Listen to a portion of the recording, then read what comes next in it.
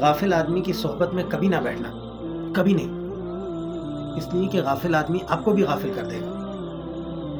حضور صلی اللہ علیہ وسلم نے فرمایا کہ آدمی اپنے دین، اپنے دوست کے مذہب پر ہوتا ہے۔ یہ بہت بڑی بات ہے دوستو۔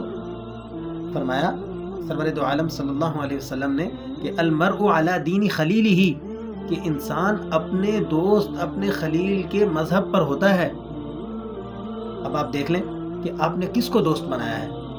جو آپ کے دوست کا دین ہوگا وہی آپ کا دین ہوگا، وہی آپ کا مذہب ہوگا۔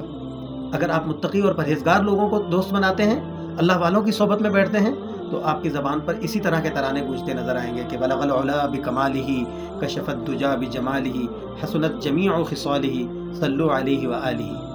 اور اگر آپ نے اس کے برعکس بے دین لوگوں کو دوست بنا لیا، ان کا یارانہ لگا لیا، تو پھر سوائے اس حسرت کے جس کو قرآن کریم نے ذکر کیا ہے، اور کیا کیا جا سکتا ہے، کیا کہا جا سکتا ہے کہ وہ شخص جو جہنم کے اندر یا جہنم کے دروازے پر کھڑا ہو کر کہے گا یا ویلتی لیتنی لم اتخذ فلانا خلیلا، یہ کاش میں نے فلانے کو دنیا میں دوست نہ بنایا ہوتا۔